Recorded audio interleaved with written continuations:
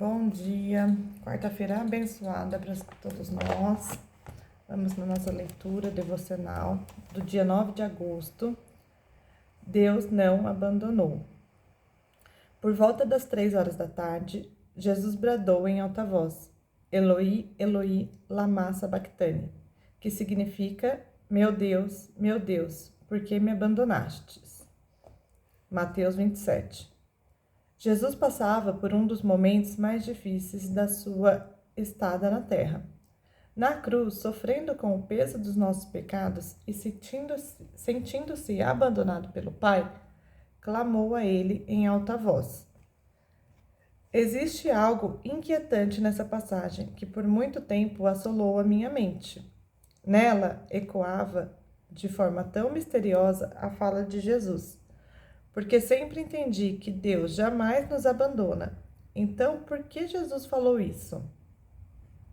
Por muito tempo busquei no Senhor a compreensão dessa passagem e de forma sublime Ele me deu a resposta, trazendo-me à memória um episódio em que meu filho João Pedro passou por um momento de saúde muito delicado.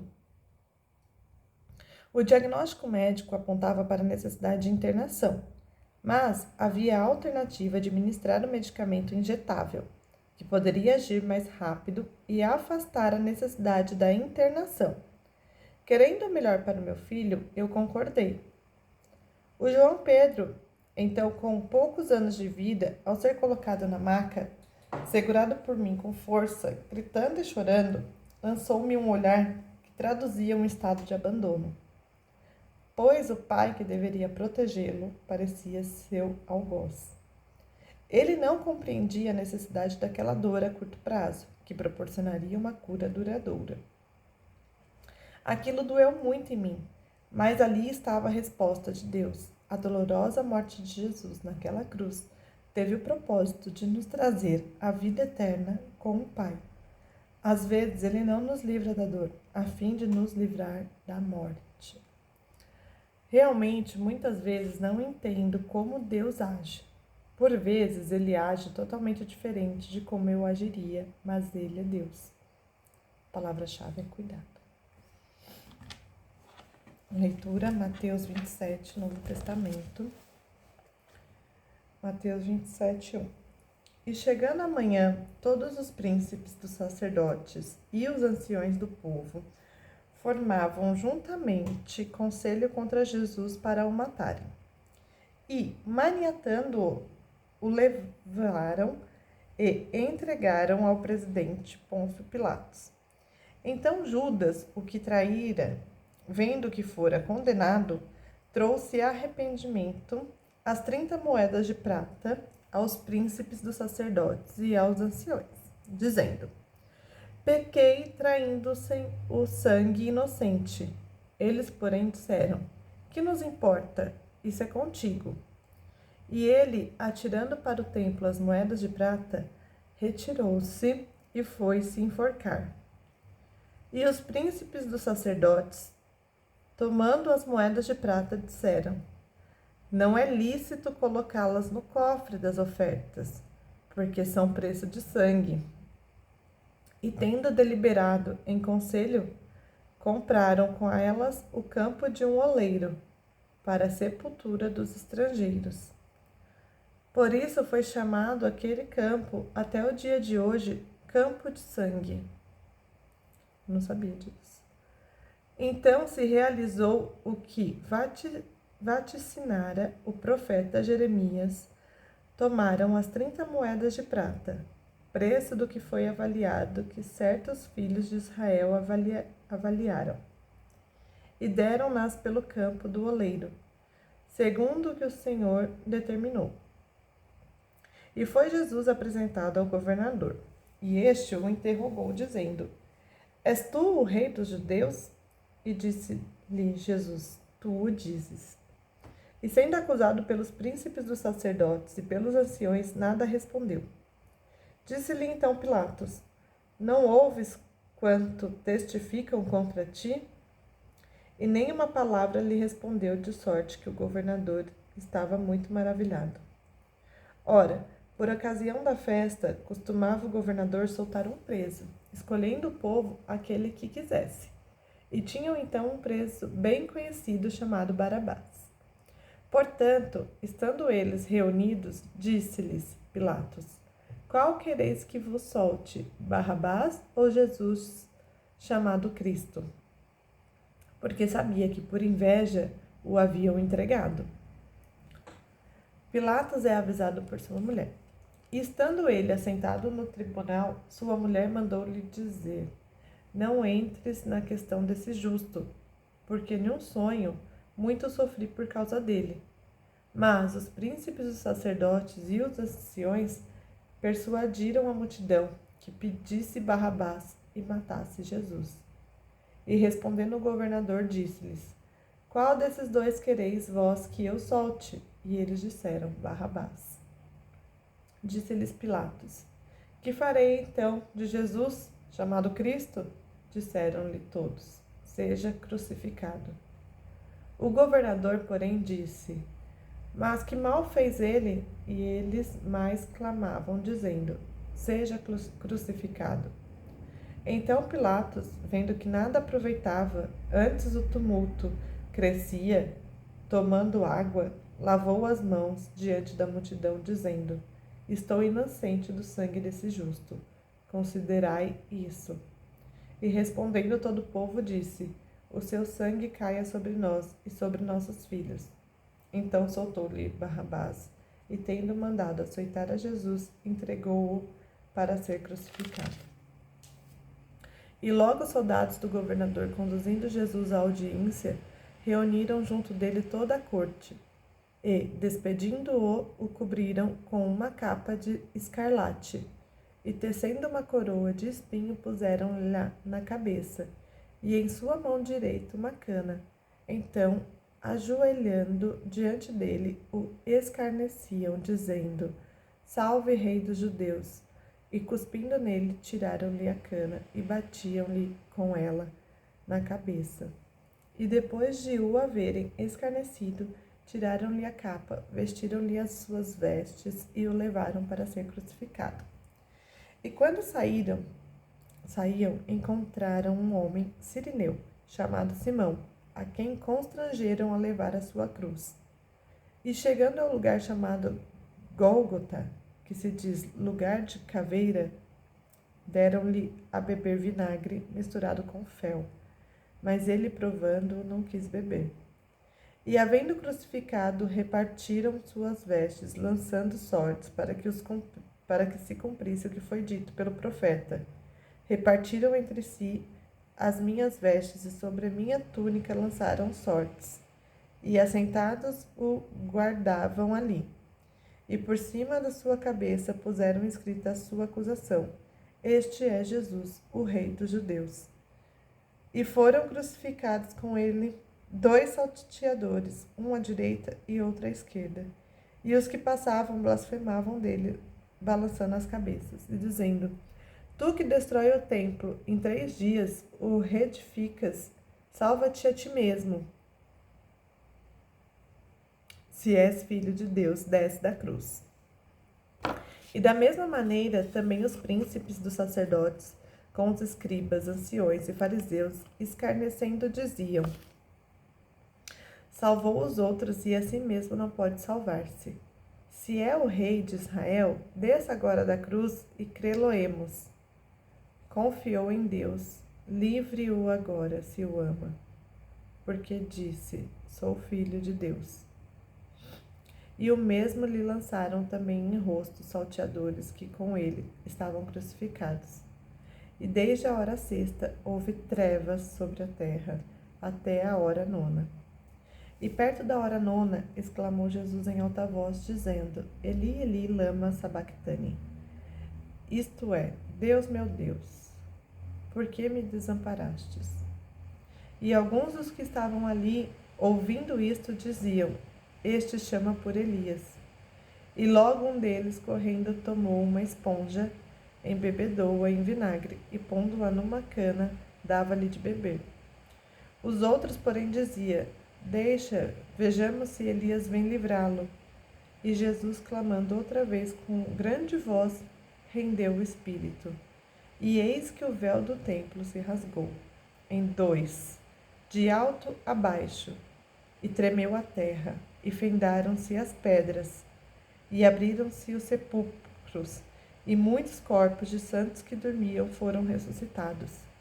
E saindo do sepulcro, depois da ressurreição dele, entram na cidade santa e apareceram a muitos.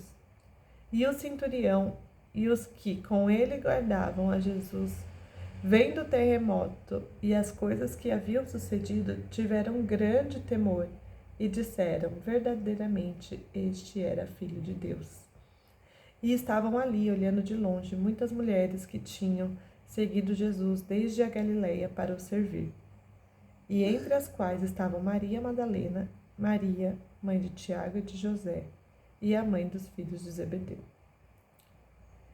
E vinda já à tarde, chegou um homem rico de Arimateia, por nome José, que também era discípulo de Jesus. Este foi ter com Pilatos e pediu-lhe o corpo de Jesus. Então Pilatos mandou que o corpo lhe fosse dado. E José, tomando o corpo, envolveu-o num fino e limpo lençol, e o pôs no seu sepulcro novo, que havia aberto em rocha. Então, rodando uma grande pedra para a porta do sepulcro, retirou-se. E estavam ali Maria Madalena e a outra Maria, assentadas defronte do sepulcro.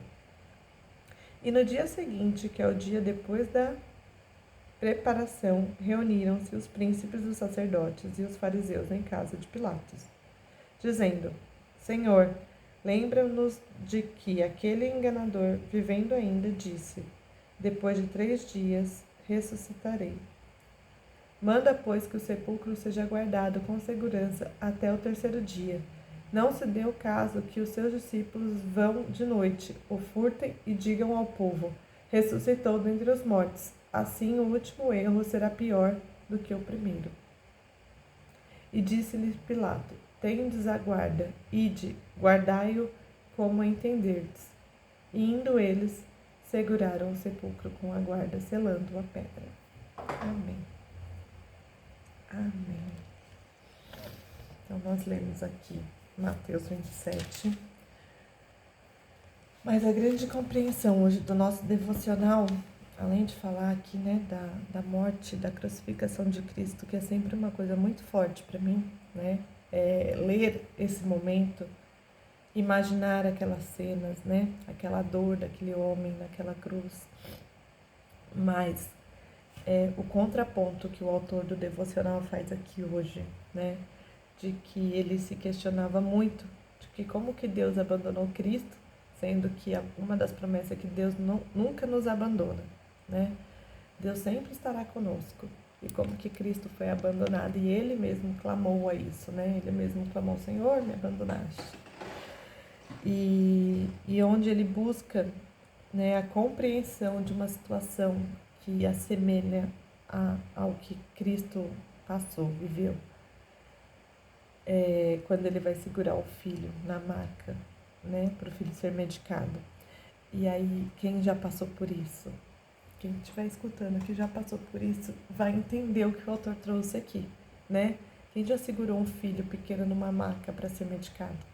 Acho que todas as mães, pelo menos, nem se fosse de uma vacina, né, que a gente segura. O Murilo, meu do meio, já teve que fazer da ponta do queixo aqui, né? Ele caiu e abriu aqui. E eu sou a pessoa mais fraca aqui de casa para ver essas coisas, segurar, né? E tive que ser eu para ir com ele, porque só tinha eu, e eu tive que ir com ele lá pro hospital. E no momento que o médico anestesiava, que ele pegava aquela agulha enorme para anestesiar aqui, e o Murilo com aquele olhar, aquele olho saltado para fora, gritando, me pedindo socorro, e eu tendo que segurá-lo com toda a força do meu corpo, eu pude compreender o que o autor trouxe aqui. E que é realmente isso. Nós, pais, às vezes saímos com a sensação de que nós estamos sendo o seu algoz, né? Que nós estamos sendo aquela pessoa ruim para eles, aquela pessoa que está punindo e não salvando, e não o livrando, né, das condenações. E aí ele compreendeu, neste momento, quando ele fez essa analogia de como que foi para Deus permitir que aquilo acontecesse, para que ele não morresse, mas para que todos ganhássemos a vida eterna, para livrarmos-nos da morte, né? Ele morreu para que tenhamos vida. Então fazia parte do propósito, né? Que essa dor e esse sentimento de abandono de um pai viesse sobre Cristo, né? E tem várias coisas aqui nessa passagem de Mateus que chama para nós, né? Que nós tenhamos cuidado, né? Que a palavra-chave hoje é cuidado. Como, por exemplo, a multidão gritava para que ele fosse crucificado, né? Sem nem entender por quê, sem nenhum pecado, nenhum crime, né? E permitiu que Barabás, que era um bandido daquela época, que fez mal para muitas pessoas, fosse liberto e que Cristo fosse condenado, né? Mas aí quando a gente olha a situação das pessoas gritando, né? Crucificam, né? Que era o desejo ali, e que a gente entende que foram os esqueci o nome que eles davam lá, os fariseus, né? Os fariseus que estavam empolgando aquelas pessoas a falar isso. E aí a gente olha para nossa vida, para vários momentos da nossa vida. Quantas vezes a gente já esteve em alguma situação parecida com essa, assim, né? Lógico que uma analogia apenas, né? Não de vida e morte. Mas quantas vezes a gente não se deixou já influenciar ao longo da nossa vida por vários comentários sobre uma pessoa e a gente acaba sentindo aquilo, começa a sentir aquilo, né? Então, se alguém não gosta de uma determinada pessoa, mas você não tem nada contra aquela pessoa, mas só de você escutar o desabafo da pessoa que você conhece, só de você escutar as coisas, a visão daquela pessoa sobre o outro, né? Porque cada um tem uma visão de uma pessoa, né? Se a gente for pegar as meninas aqui da sala, cada uma vai ter uma visão de cada uma aqui, né? E às vezes a gente passa a ter algumas experiências ruins, mas aquilo não determina a pessoa. Se alguém algum dia já teve uma experiência ruim comigo, em algum determinado momento, isso não determina quem eu sou. Aquela experiência ruim não determina quem eu sou, né? Porque é uma situação, é um episódio, um acontecimento. Nós somos seres humanos que passamos por diversos momentos, por diversos hormônios no nosso corpo e uma única situação, ela não determina uma pessoa. Mas uma única situação repetidamente falada várias vezes e começa a gerar no outro uma sensação também de insatisfação, né? Uma sensação de recriminação.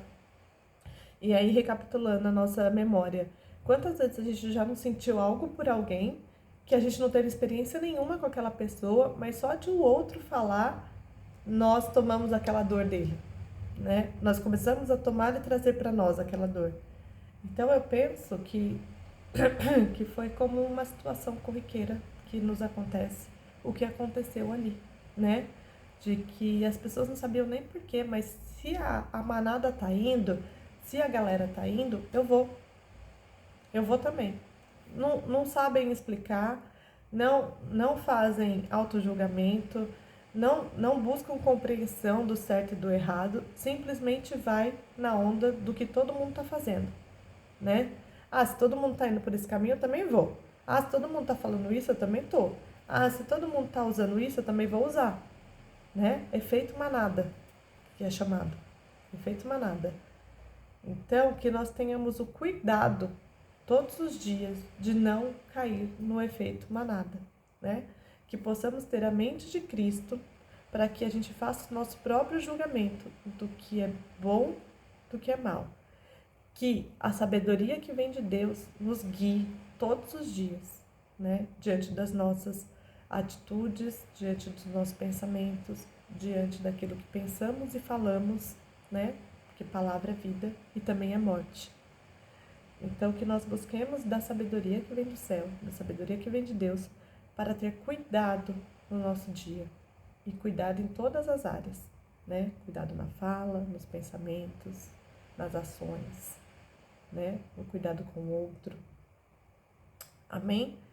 Então, é essa mensagem hoje que eu captei aqui do que a gente leu, né? Esse ensinamento que eu compreendi e que estou aqui compartilhando com vocês. Cada um aqui pode ter tido um entendimento diferente, né?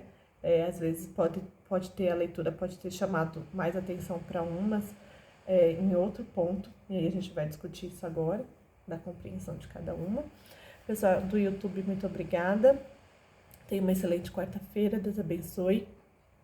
E amanhã estaremos aqui novamente com mais um vídeo. Um abraço.